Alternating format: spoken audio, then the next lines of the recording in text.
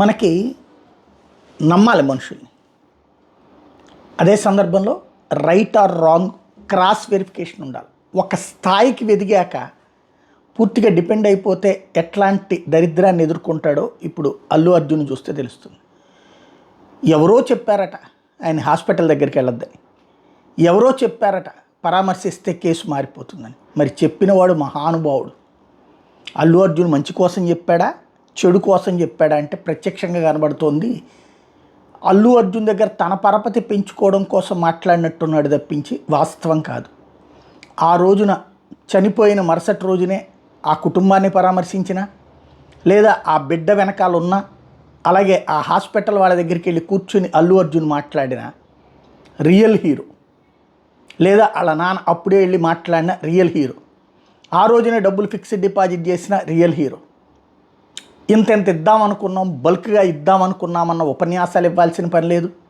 అసెంబ్లీలో రైట్ చేసినప్పుడు ప్రజలే సమాధానం చెప్పేవాళ్ళు. అలాగే వాస్తవికతకి దూరంగా ప్రయాణిస్తున్నటువంటి దానికి ఒక ముగింపు ఉండేది. ప్రస్తుతం అయితే అల్లు అర్జున్ చేస్తుంది రైటా రాంగా అంటే అతని గైడ్ చేసింది ఎవరో కానీ అనుమతికి సంబంధించి మైనస్సే, అతను చెప్పినటువంటి కోణానికి సంబంధించి అంటే అతను తెలుసుకోవాలా. ఆ మేనేజర్లు వాళ్ళు చూసుకున్నారు. బట్ ఆ మేనేజర్లు అతన్ని కన్విన్స్ చేసేందుకు చెప్తారు తప్పించి పోలీసులు ఏం చెప్పారో అతను కమ్యూనికేట్ చేయాలి.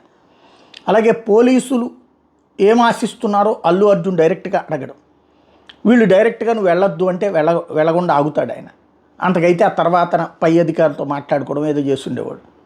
ఇప్పుడు ఓవరాల్ సినారియోలో కనబడుతుంది ఏంటంటే ఇప్పటికి లాయర్లది సేమ్ ఆయనకి ఇచ్చినటువంటి ఫీడ్బ్యాక్.